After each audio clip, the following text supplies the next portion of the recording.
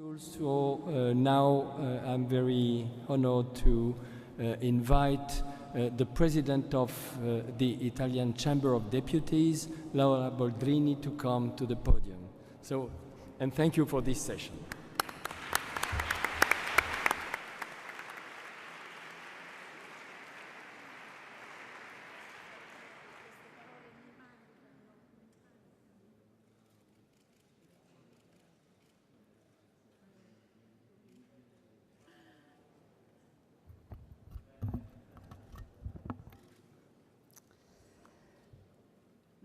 Lasciatemi dire che questa sala è di una bellezza che stordisce.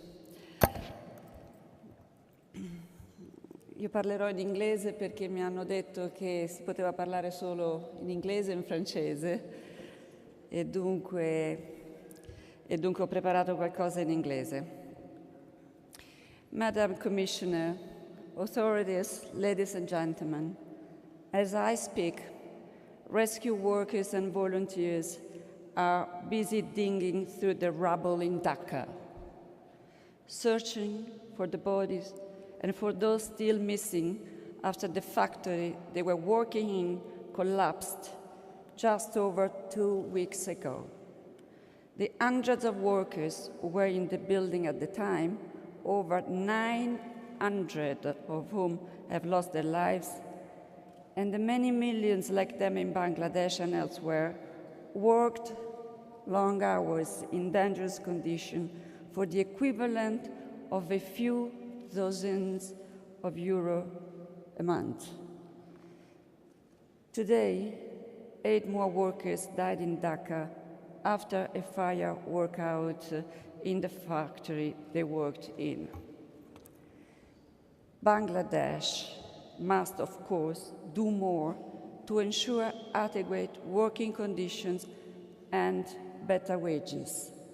But the primary responsibility for what happened in Dhaka and for the countless other such incidents in sweet shops around the world lies with us.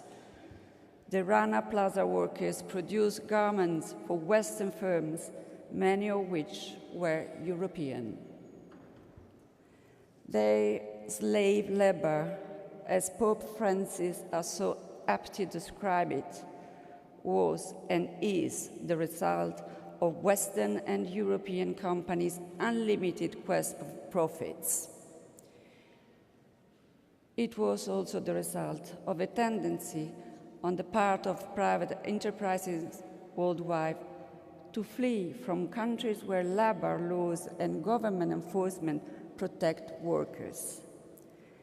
And our governments have so far been unable to limit this tendency or have responded to it by dismantling safeguards for workers in their own countries.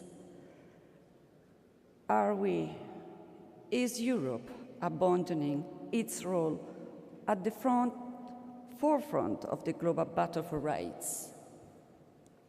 The European Union has signaled that it may consider trade actions against Bangladesh, limiting or eliminating the preferential access to the EU markets for its garments.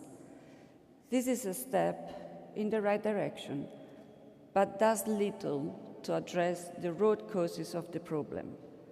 Some of the firms whose clothes were produced in the Rana Plaza factory have stepped forward to offer compensation to the victims and their families. To ensure public awareness and a culture of responsibility, public opinion needs to be well informed. This is the part played by the robust, independent, and pluralistic media we need to foster. The companies which have taken these steps were responsive to effective media coverage at home. Too few major European exporters, including in Italy, have signed up to international initiative geared at ensuring fair working conditions worldwide. For decades, Europe drove the process which led to the consolidation of fundamental rights in international law. We led the battle worldwide to ensure the rights be recognized, not granted. We put the right to work in our constitutions, establishing the social Europe on which the European project is founded. We moved to enforce what one of Italy's most well-known theorists on the subject, Stefano Rodotà, has called the right to have rights. And Europe, the European project, was a powerful magnet attracting other countries which were lured by the idea of a space of freedom, common values, and shared prosperity. Is the European project still so appealing? Yes, the EU is integrating human rights into its foreign policy. Yes, the EU is leading the global battle for a moratorium on the death penalty. Yes, the Union now has a fundamental rights agency. Yes, the EU is a model for states elsewhere in the world, in East and West Africa, for instance, which wish to create areas where people and goods can circulate freely. And yes, as Mr. Bonino mentioned this morning, the possibility to accession to the European Union can still contribute to getting old enemies to sit around the same table and to strike deals which would not have been possible a few years ago, as the recent agreement between Serbia and Kosovo shows. In other ways, however, Europe has chosen to abandon its leading role in the protection of fundamental rights. Efforts to secure Europe's borders have led some member states, including my own, to fail to respect international law by sending refugees back to countries where they were at risk of torture or inhuman or degrading treatment, or where they could have been returned to the states where they faced persecution. On some occasions, member states have signed readmission agreements with third countries which have not been subjected to parliamentary ratification and scrutiny, and when human rights clauses are either inexistent or weak. For too long, our attention towards the southern shores of the Mediterranean, our common sea, the Mare Nostrum, has focused almost exclusively on migration control, despite our knowledge as Europeans that mobility helps drive growth. And now, in the wake of the Arab Spring, Europe could and should play a greater role in supporting and strengthening the new democracies in the region. Across Europe, and particularly in countries which have traditionally been strongly pro-European, anti-European feelings are growing. A poll published yesterday by an Italian daily shows that for the first time, a majority of Italians, 53%, now view EU membership in negative terms, as Europe becomes synonymous with austerity. As the recession deepens across most of the continent, unemployment spirals and families struggle to pay their bills. Nationalist, narrow-minded sentiments are replacing the ideals Europe's founding father fought for. Solidarity. Solidarity. One of the founding principles of the European project is being replaced by petty, vengeful attitudes which divide Europe instead of uniting it. Members who are allegedly easy spenders against tidy bookkeepers. Extremist forces whose statements and action often have explicit neo-Nazist overtones are now represented in a number of national parliaments. Racist gangs are active on the street of some European countries, harassing and attacking migrants and refugees. Freedom of speech and the freedom of the media are being restricted in other parts of Europe. How can we recognize Europe with its citizens?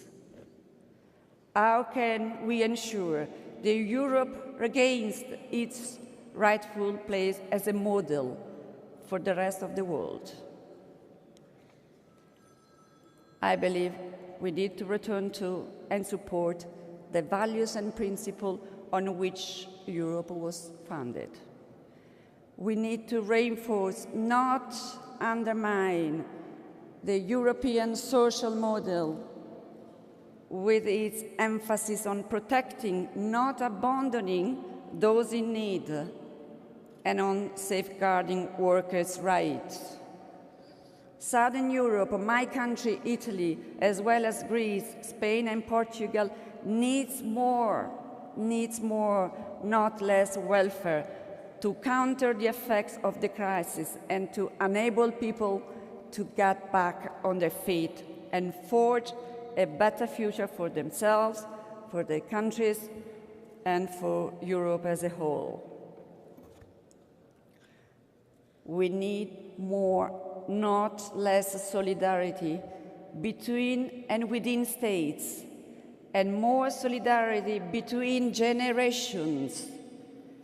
We need labor reforms which combat job insecurity rather than contributing to generating it.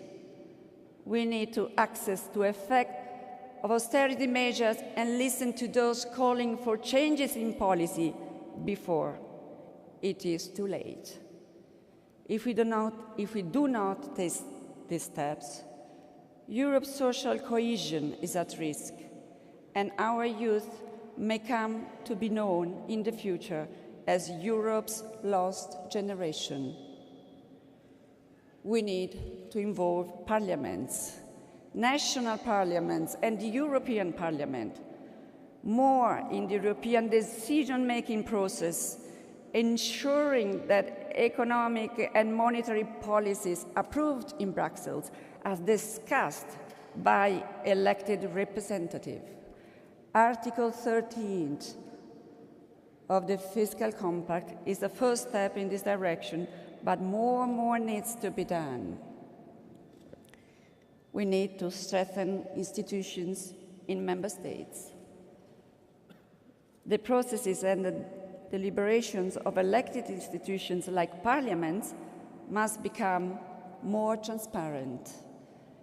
And we must ensure the independent bodies tasked with monitoring and upholding human rights exist in all EU countries. Some say that strengthening rights is not a priority when times are hard. I believe that the opposite holds true, that more rights, as Amartya Sen has so forcefully argued, lead to a greater sense of participation in political processes and, as the history of Europe over the last decades has demonstrated, to greater prosperity. We need to ensure that EU members which violate fundamental rights or which undermine the values Europe has codified in the Treaty of European Union face speedy, strong action, just like states whose budget deficits are not in line with provisions in the Maastricht Treaty are systematically subjected to procedures which aim to ensure their respect for those provisions. We need the European Union to subject its members, and not just the accession or candidate countries, to the same scrutiny as regards respect for fundamental rights and freedom, which it reserves for countries' economic and financial performance indexes. We have the tool for this, Article 7 of the Treaty on European Union. We only need to ensure that we use these tools to defend those fundamental rights and the European project as a whole. 2013 is the European Year of Citizens. Let us assure that Europe's citizens all have equal access to the rights they possess, that public opinion is influenced by facts, not fiction, and that it is able to mobilize to demand respect for those rights in Europe and elsewhere.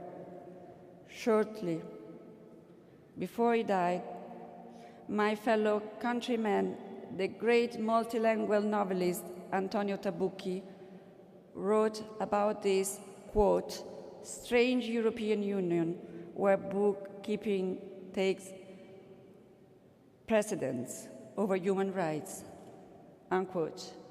I hope that his prophecy never comes true. Authorities, ladies and gentlemen, we need more, not less rights. We need more, not less Europe. Thank you.